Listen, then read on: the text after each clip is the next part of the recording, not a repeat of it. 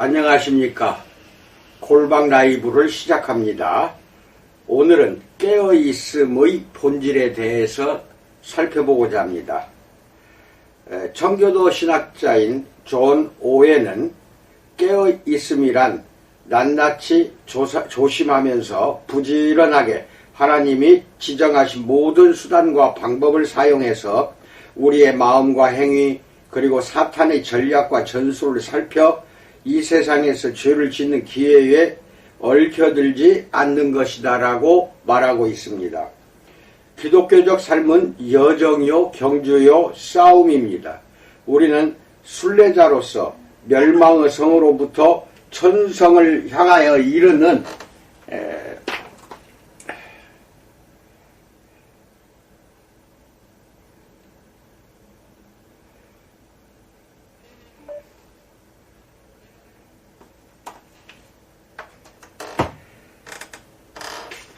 천성을 향하여 이르는 길고 구불구불한 길을 걸어갑니다. 우리는 경주자로서 뒤에 있는 것은 잊어버리고 믿음의 경주를 마치기 위해 모든 방해 요인을 극복하면서 오직 예수님만 바라보며 달려가라는 부르심을 받은 것입니다.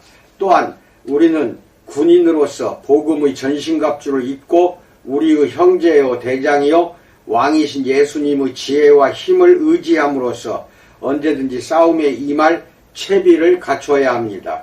이런 성경적인 비유는 수세기 동안 기독교적인 상상력을 형성해 왔습니다. 비유는 제각각 눈을 크게 뜨고 경계해야 할 필요성을 강조합니다.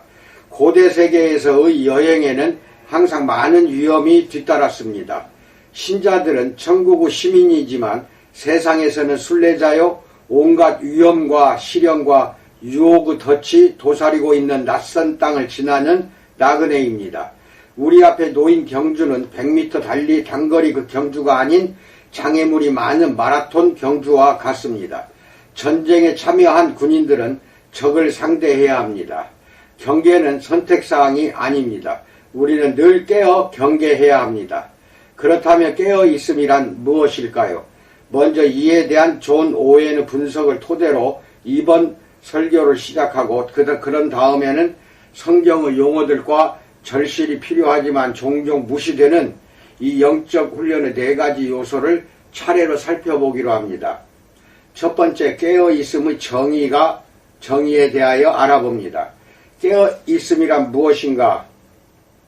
존 오웬은 앞에서 그렇게 정의를 했던 것입니다.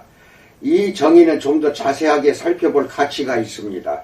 무슨 말인지 이해했다고 생각할 수도 있겠지만 사실은 그렇지가 않습니다.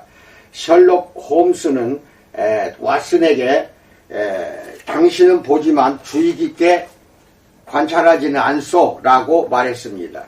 따라서 신중해야 합니다. 많은 의미가 함축된 이 청교도의 글을 이해하려면 사냥 모자를 꺼내 쓰고 망원경의 먼지를 털고 탐정처럼 행동해야 합니다. 1. 살핌.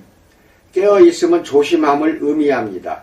조심하려면 삶의 특정 측면에 관심을 집중시켜 그것을 주의 깊게 살펴야 합니다. 조심함의 반이어는 부주의입니다. 깨어있음은 내적 생활에 대한 자유방임적인 자세와는 정반대입니다. 영혼과 태도를 살피지 않고 생각과 말과 동기와 행위를 주의 깊게 점검하지 않는 것은 깨어있음이 아닙니다. 2. 부지런함. 깨어있음은 단순한 조심함이 아니라 지속적으로 조심함을 의미합니다. 부지런함은 지속성을 뜻합니다. 옷을 세탁하는 것처럼 우리 자신을 살피는 것은 깨어있음이 아닙니다. 깨어있음은 되는 대로 아무렇게나 하는 것이 아닙니다. 깨어있는 신자는 휴일이 없습니다. 3. 낱낱이 조심하면서 부지런하게. 이것은 온전하고 포괄적인 조심함을 의미합니다. 조심함은 선택적인 것이 아닙니다. 교회에서 대화를 나눌 때는 조심스럽고 신중하게 처신하면서 주중에 언행이 부주의한 것은 깨어있음이 아닙니다. 포괄적인 신중함은 모든 계명과 금지 명령을 진지하게 받아들여 모든 상황 속에서 실천에 옮기는 것을 의미합니다. 4. 사용해. 깨어있음은 수동적이지 않고 능동적입니다. 이것은 노력, 분발, 행동, 거룩한 땀을 요구합니다. 깨어있음은 일종의 종합무술, 곧 종합격투기와 비슷합니다. 5. 하나님이 지정하신 모든 원리와 수단을 이용해 깨어있음은 성경의 가르침을 인정하고 거기에 복종합니다. 하나님은 방법과 수단을 정해주셨습니다. 그분은 삶의 원리, 즉 사랑, 겸손, 정의, 거룩, 자비, 평화의 원리를 가르쳐 주셨고 삶의 수단, 즉 그런 원리를 실천에 옮길 수 있는 수단을 제공하셨습니다. 이런 수단들을 좀 더 자세히 살펴보고 깨어있음과 그것들의 관계를 논의할 생각입니다. 지금은 하나님이 정하신 모든 수단을 옳게 사용하는 것이 깨어있음에 포함된다는 것을 기억하는 것으로 족합니다. 다시 말하지만 이 문제와 관련해서도 몇 가지 마음에 드는 것만 골라서 실천하는 것은 옳지 않습니다. 6. 우리의 마음과 행위. 이 말을 시작으로 세 가지가 나열되고 있습니다. 우리는 이 세 가지를 신중하게 살펴야 합니다. 우리의 마음과 행위를 살피는 것이 그 가운데 하나입니다. 이것은 자기 진단과 자기 점검을 의미합니다. 바울이 디모데에게 말한 대로 우리는 자신의 삶과 교리를 살펴야 합니다. 디모데전서 4장 16절 보세요. 7. 사탄의 전략과 전술. 우리는 영혼의 원수를 경계하고 그의 모든 전략과 전술에 주의해야 합니다. 근신하라, 깨어라, 너희 대적 마귀가 우는 사자같이 두루 다니며 삼킬 자를 찾나니 라고 베드로전서 5장 8절에서 말한 베드로의 경고를 잊지 마십시오. 깨라는 것은 조심하다, 경계하다 라는 뜻을 갖습니다. 우리의 원수는 절대 반지를 쫓는 흑기사보다 더 냉혹합니다. 그는 몽구스에 의해 궁지에 몰린 코브라보다 더 사납습니다. 그는 쉬는 법이 없습니다. 우리가 원수를 경계해야 하는 이유는 그가 우리를 호시탐탐 노리고 있기 때문입니다. 8. 죄를 짓는 기회. 이것은 죄가 우리 삶에 들어올 수 있는 발판을 마련해 줄 상황이나 기회를 경계하라는 뜻입니다. 예수님은 시험에 들지 않게 깨어있어 기도하라고 마가복음 14장 38절에서 말씀하셨고 바울은 로마서 13장 14절에서 정욕을 위하여 육신의 일을 도모하지 말라라고 당부했습니다. 9. 이 세상. 여기에서 세상은 지구가 아닌 하나님을 거스르는 타락한 세상의 체제를 가리킵니다. 세상은 사탄의 동맹군입니다. 그는 이 세상의 임금이요 요한복음 12장 31절 이 세상의 신 고린도후서 4장 4절입니다. 요한은 요한일서 5장 19절에서 온 세상은 악한 자 안에 처한 것이며 라고 말했습니다. 아이작 와츠는 이 악한 세상이 내가 하나님께로 나가도록 돕는 은혜의 친구일까? 라고 물었습니다. 물론 대답은 아니요입니다.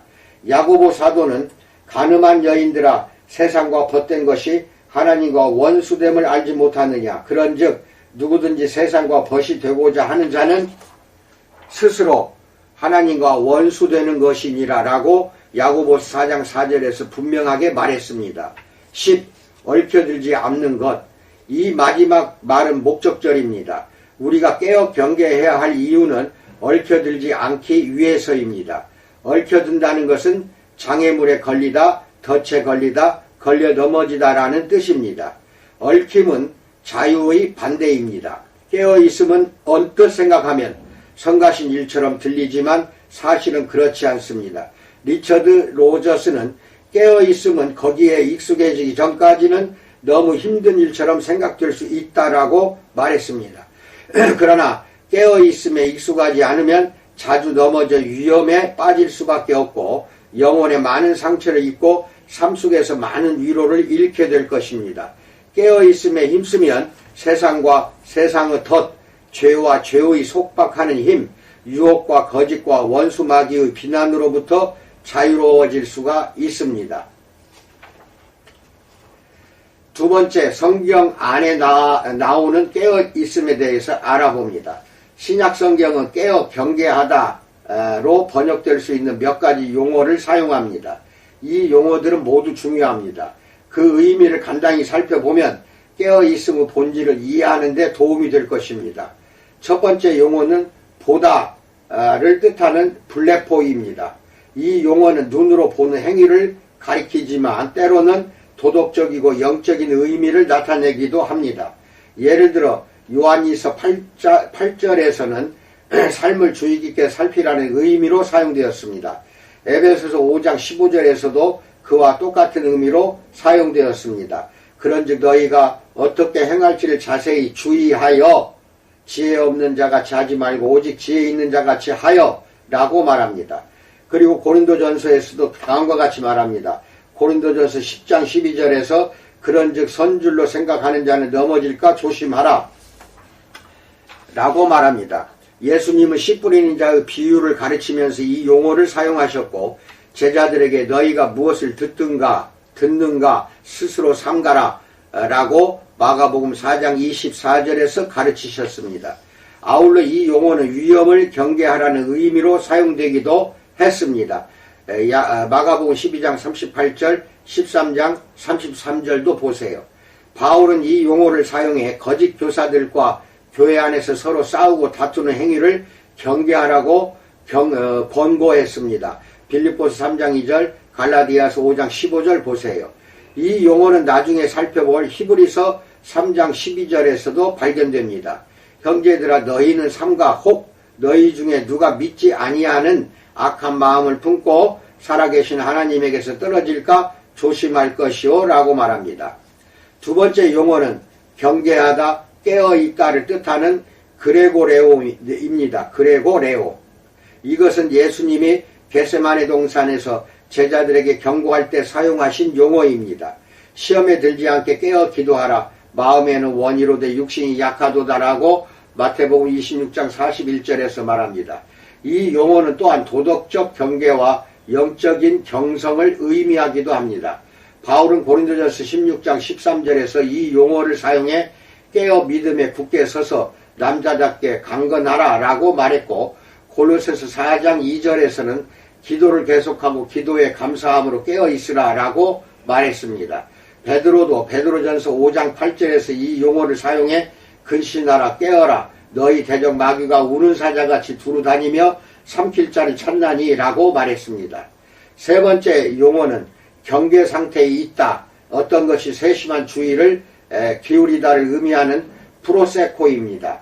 예수님은 누가복음 21장 34절에서 너희는 스스로 조심하라. 그렇지 않으면 방탕함과 술취함과 생활의 염려로 마음이 둔하여지고 뜻밖의 그 날이 덕과 같이 너희에게 임하리라라고 말씀하셨습니다.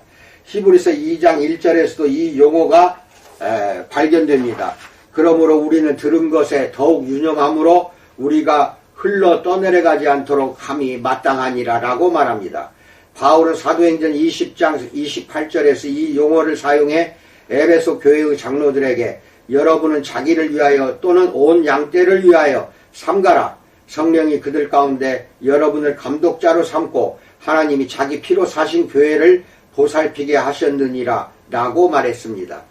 네 번째 용어는 계속 경계하다 잠자지 않고 깨어있다를 뜻하는 아그루프네오입니다. 예수님은 복음서에서 이 용어를 두 차례 사용해서 제자들에게 인자가 강림할 때를 대비하여 깨어있으라고 마가복음 13장 33절 누가복음 21장 36절에서 가르치셨습니다. 바울은 에베소서 6장에서 하나님은 전신갑주를 입으라고 가르치면서 이 용어를 사용해 전신갑주를 입은 신자의 기도 자세를 묘사했습니다. 모든 기도와 간구를 하되 항상 성령 안에서 기도하고 이를 위하여 깨어 구하기를 항상 힘쓰며 여러 성도를 위하여 구하라라고 에베소 6장 18절에서 말했습니다. 히브리서 13장 17절은 교회를 감독하는 지도자들의 책임을 묘사하면서 너희를 인도하는 자들에게 순종하고 복종하라.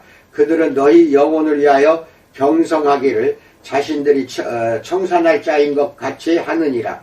그들로 하여금 즐거움으로 이것을 하게 하고 근심으로 하게 하지 말라. 그렇지 않으면 너희에게 유익이 없느니라 라고 말했습니다. 또 다른 용어로는 스코페오가 있습니다. 이 용어에서 잠망경, 망원경, 현미경 등에 사용된 스코프라는 영어 단어가 유래했습니다. 주의하다를 뜻하는 이 용어는 갈라디아서 6장 1절에서 사용되었습니다. 형제들아, 사람이 만일 무슨 범죄한 일이 드러나거든 신령한 너희는 온유한 심령으로 그러한 자를 바로잡고 너 자신을 살펴보아 너도 시험을 받을까 두려워하라라고 말합니다. 마지막으로 무엇을 굳게 잡다를 뜻하는 에페코가 있습니다. 바울은 이 용어를 사용해 내가 내 자신과 가르침을 살펴 이 일을 계속하라. 이것을 행함으로 내 자신과 내게 듣는 자를 구원하리라라고 디모데전서 4장 16절에서 젊은 디모데를 권고했습니다. 이상입니다. 또 내일 이어서 세 번째 깨어있음의 네 가지 요소에 대해서 살펴보기로 하겠습니다. 오늘 처음으로 동시 방송을 한 것입니다. 그래서 자막으로 나가지를 못하고 이렇게 말로 이렇게 유튜브에 올라갈 것 같습니다. 이제 코로나 백신을 접종하기 시작했습니다. 서로가 조심해서 슬기롭고 현명하게 이 어려운 현실을 잘 헤쳐나가시기를 축원드립니다. 감사합니다.